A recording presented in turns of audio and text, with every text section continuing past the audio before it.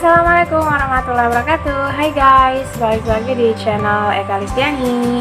Di video aku kali ini aku mau bikin video sharing tapi penting mengenai kehamilan ektopik tuba.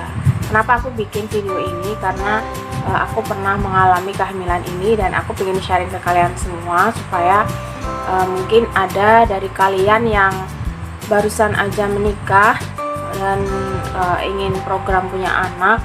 Jadi setidaknya kalian tahulah ya sebelumnya seperti apa sih kehamilan ektopik tuba itu, kemudian faktor-faktor penyebabnya apa aja, gejalanya seperti apa, jadi kalian bisa aware guys. Untuk kalian yang penasaran, pantengin terus video aku, tapi jangan lupa untuk like, subscribe, dan share video aku ke seluruh media sosial yang kalian punya. And now kita lanjut ke videonya. Oke guys, jadi aku mau jelasin dulu apa sih itu KET. KET adalah kehamilan ektopik tuba, dimana kehamilan terjadi tidak seperti pada umumnya kehamilan, yaitu janinnya berkembang di luar rahim. Jadi karena disebut kehamilan ektopik tuba, jadi ini kondisinya si janin ini berkembang di saluran ektopik tuba guys. Apa sih saluran ektopik tuba itu? Mungkin ada dari kalian yang bertanya seperti itu ya. Jadi saluran ektopik tuba itu adalah salah satu dari bagian reproduksi wanita, organ reproduksi wanita, di mana letaknya dia berada di antara indung telur dan juga rahim, dan dia adalah sebagai jalan yang dilalui oleh janin setelah dibuahi dari indung telur menuju ke rahim. Jadi ini memang benar-benar berfungsi sebagai si janin ini menuju ke rahim guys. Jadi di sini memiliki peran penting. Faktor penyebabnya apa? Kok bisa terjadi kehamilan ektopik tuba ini? Faktor penyebabnya adalah kerusakan pada saluran ektopik tuba ini guys. Nah, kerusakan ini tuh bisa saja terjadi karena memang bawaan lahir, organnya memang sudah tidak bagus dari lahir. Jadi ini menghambat proses jalannya si janin ini menuju ke rahim gitu guys. Nah, selain itu bisa juga terjadi karena adanya penyakit radang panggul, kemudian adanya luka yang terjadi akibat operasi yang dijalankan untuk mengatasi penyakit radang panggul ini guys. Memang saluran tuba falopi ini itu memang sangat berperan penting mengenai bagaimana si janin ini bisa menuju ke rahim gitu guys. Dengan rusaknya si saluran tuba falopi ini, maka jalannya si janin ini akhirnya terganggu dan janinnya pun berhenti di saluran tuba falopi dan berkembang di sana. Nah, inilah yang disebut dengan kehamilan ektopik tuba dan penyebab-penyebabnya guys. Jadi faktor penyebabnya sebenarnya nggak hanya itu ya, ada beberapa banyak sekali, tetapi yang aku soroti di sini adalah dua hal tersebut, yaitu adanya penyakit radang panggul dan juga adanya kerusakan pada saluran ektopik tuba seperti itu guys. Kemudian tindakan apa yang dilaksanakan untuk mengatasi keadaan kehamilan ektopik tuba ini? Jadi pada kasus yang pernah aku alami dulu, karena kehamilanku dulu sempat tidak diketahui, jadi aku pernah coba cek tapi ternyata hasilnya negatif. Jadi intinya aku nggak tahu kalau aku hamil. Aku tahunya pada saat memang sudah perutku itu sakit sekali, kemudian aku pergi ke dokter, baru tahu kalau memang aku hamil. Nah, pada kasusku dulu itu aku sudah kejadian sudah parah guys, jadi sampai perdarahan karena memang saluran tuba falopinya sudah pecah seperti itu. Jadi harus dilakukan operasi yang dinamakan operasi laparotomi. Nah, operasi laparotomi ini adalah operasi yang dilakukan untuk mengangkat jaringan janin tersebut dan juga saluran ektopik tuba yang sudah pecah atau rusak tersebut guys. Nah, ini dinamakan dengan operasi laparotomi. Nah, ada juga nih operasi laparoskopi. Nah, untuk operasi laparoskopi ini dilakukan apabila bagian saluran tuba falopi tersebut masih bisa dipertahankan guys. Jadi cuma diambil jaringan si janinnya aja, tetapi saluran tuba falopinya ini masih bisa dipertahankan. Jadi diperbaiki supaya bisa sembuh gitu ya, bisa recovery lagi. Nah seperti itu. Kemudian jika keadaannya kehamilan tersebut sudah diketahui, biasanya sebelum janin tersebut berkembang lebih lanjut lagi, dokter akan memberikan suntikan obat namanya methotrexate. Nah, suntikan obat ini nantinya akan bekerja untuk menghancurkan sel janin yang sudah berkembang tersebut. Nah, kemudian setelah penyuntikan ini, biasanya dokter tetap akan memantau si perkembangan si janin ini selama 2-3 hari dengan cara mengecek hormon HCG kita. Nah, hormon HCG itu hormon apa sih? Hormon HCG itu adalah hormon yang dihasilkan oleh tubuh kita pada saat terjadi kehamilan. Jadi memang seperti tes kehamilan itu memang kebanyakan mengandalkan hormon HCG ini guys. Jadi akhirnya bisa ketahuan kalau memang kita hamil seperti itu. Jadi perlu diketahui juga ya guys, kehamilan KIT ini ada yang bisa diketahui, ada yang tidak bisa diketahui, seperti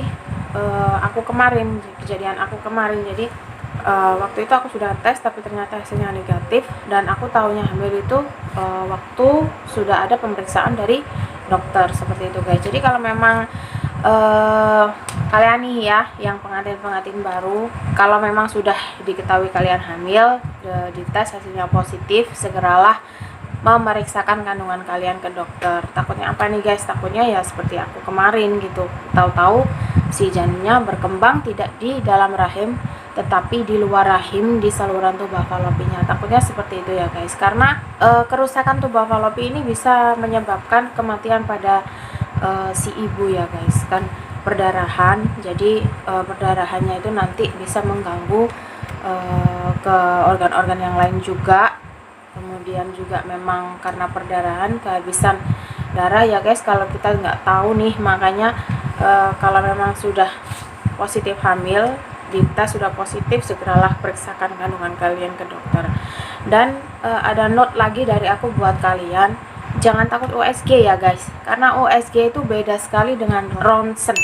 Jadi ini aku masih menemui di luaran sana masih banyak orang yang kurang paham antara USG dan ronsen. Kalau USG itu menggunakan gelombang ultrasonik, jadi pakai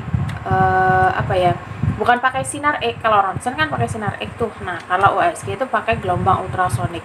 Ultrasonografi itu kepanjangan dari USG. Jadi kalian jangan salah kaprah, jangan menyamakan antara USG dengan ronsen. Jadi USG itu aman, memang dunia kedokteran itu sudah tahu ya mana yang aman untuk ibu hamil dan tidak, seperti itu. Jadi jangan salah kaprah dalam memahami pengertian antara USG dengan ronsen, seperti itu. Nah, itu tadi tindakan yang dilakukan pada saat sudah diketahui terjadinya kehamilan ektopik tuba. Nah, mungkin ada yang tanya, terus gejala-gejalanya itu seperti apa sih? Supaya kita tahu kalau memang kita itu mengalami kehamilan ektopik tuba. Pengalaman aku kemarin, jadi sebelum-sebelumnya aku mengalami nyeri di perut, terutama bagian panggul yang di sebelah kiri, karena memang si janin aku ini berkembang di saluran tuba falopiku yang bagian kiri. Nyeri panggul di bagian kiri itu berulang guys. Jadi yang pertama kali aku merasakan nyeri itu biasa aja, jadi ada tingkatannya seperti itu. Jadi yang pertama itu masih ringan, nyeri ringan, kemudian lama-kelamaan akhirnya menjadi sangat amat nyeri sekali dan dibarengi dengan perdarahan. Perdarahannya juga nggak langsung perdarahan banyak gitu. Jadi ada 1 bulan dimana aku telat mens, telat haid. Kemudian aku pikir aku hamil dan aku tes, ternyata hasilnya negatif itu tadi. Kemudian setelah selang beberapa hari akhirnya aku haid, dan haid itu hanya seperti flek saja, dan darahnya warnanya itu lebih gelap daripada darah menstruasi, seperti itu.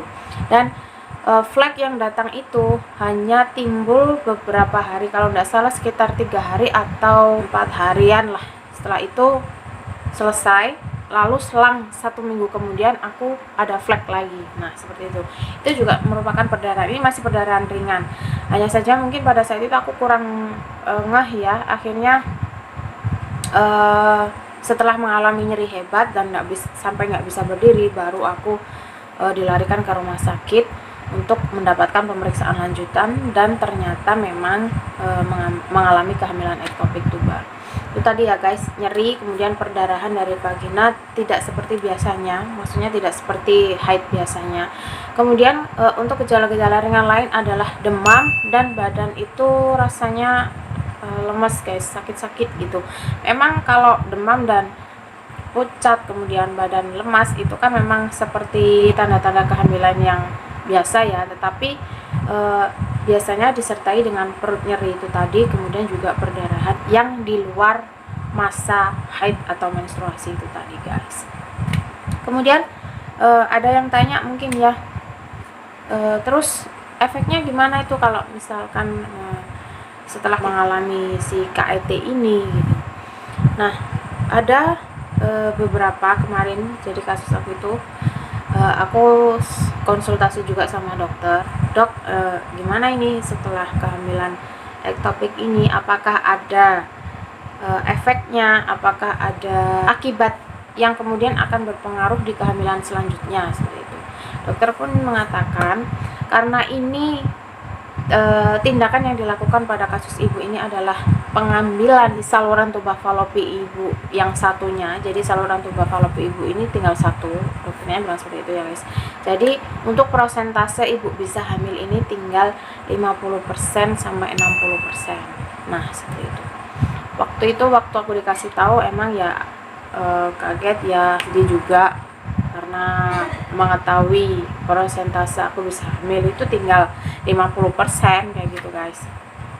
Tapi aku tetap berusaha untuk positive thinking, optimis, karena kalau memang ini keajaiban itu pasti ada gitu kan. Tetap harus percaya bahwa Allah itu maha bisa segala-segalanya guys.